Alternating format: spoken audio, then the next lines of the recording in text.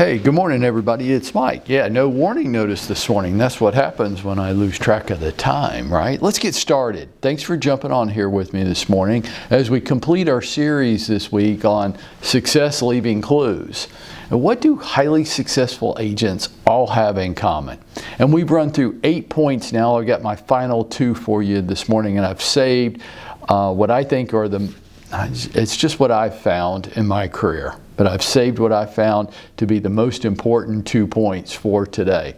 But the first 8 were, right, they all have a target audience. They all have a niche, an area of focus.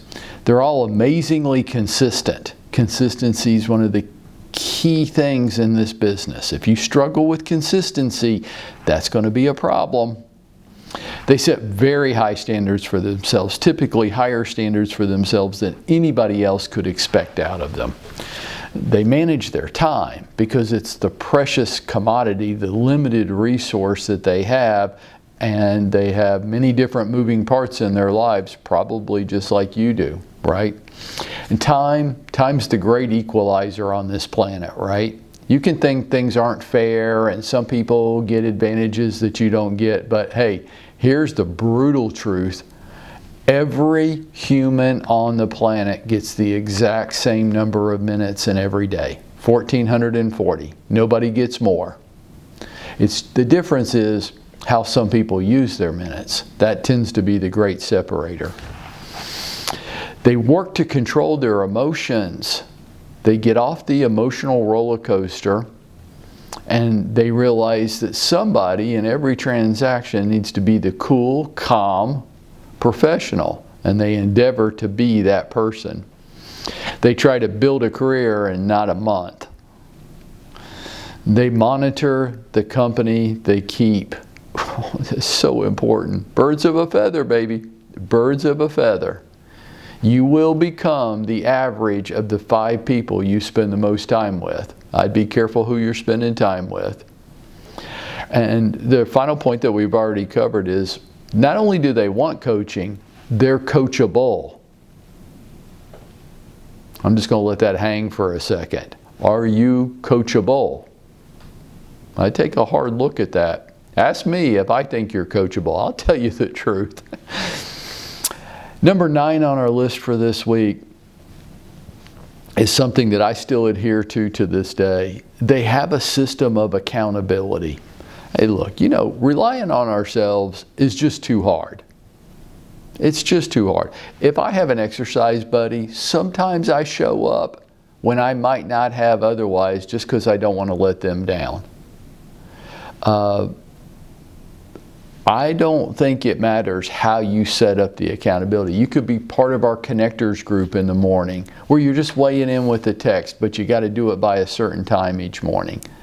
It could be a partner or a friend you have in business and you're holding each other accountable. It could be a system of accountability for yourself. Like me, I have 4 alarm clocks. That's a system of accountability. You could come to me for accountability. But when you're self-employed and you're trying to manage yourself, which may be the hardest thing on the planet to do, having a system of accountability is so important. And one of the things I observe in this industry, which is ironic to me, is the one thing that's so important, that accountability, is the one thing so many people resist at all cost. A lot of times people got into this business because they want no accountability in their lives at all. They want everybody to leave them the hell alone and let them do whatever they want to do whenever they want to do it. And I say, okay, I guess that you're right, but how's that going to mesh up with your goals each year? And I just don't think anybody's so good that they don't need systems of accountability in their life. And my last point for this week is their focus isn't on money. Look, if you're in this business to make money, you're never going to love it. Have I worked for free sometimes? I did. I didn't like it, but I did.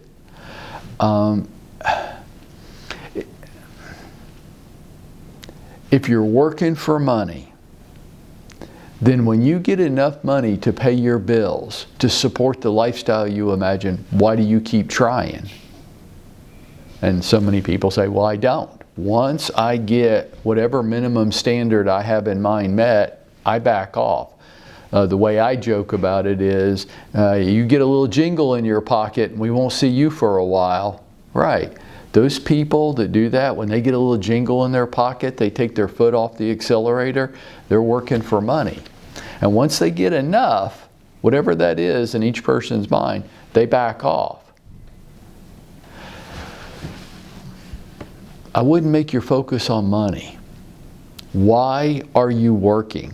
Why'd you get a real estate license? And if you say it's to make money, I'm going to be personally disappointed in you. I think there has to be a higher purpose. I don't think the money is going to get you out of bed every day. The money isn't going to allow you to do any of these other 9 things. It's not going to allow you to be amazingly consistent and hold yourself to a high level of accountability and to set your standards higher than everybody else. When you're working for money, you're not going to do any of those things. Once you get enough money, you're going to back off. It's got to be about more than money, doesn't it? What's your purpose? Why are you doing this? And usually what you hear from people when they get honest, when they peel back the onion enough to get to the truth, is they're not working for money. They might be working for a personal need that they have. They might be working for other people. They might be working for some bigger picture thing. I talked to Casey McGurk. She wanted a pumpkin patch, which I think is hilarious. And she's got her pumpkin patch now. And that's awesome. And then she's going to want a corn maze and a haunted house, and she's going to want all kinds of things. Casey ain't working for money. She's working for her pumpkin patch. And I think probably for her kids and her family too. And when people tell me stuff like that, I think it's very likely you're going to accomplish your goals. You want to make a certain amount of money? I don't know about that. I don't think money gets people out of bed in the morning. I think that pumpkin patch gets Casey out of bed in the morning. She has a passion, she has a dream, she has something that's really important to her that she wants to accomplish. What is that for you? Folks, success does leave clues. Highly successful people have common characteristics. I've just given you 10 this week. There's probably more.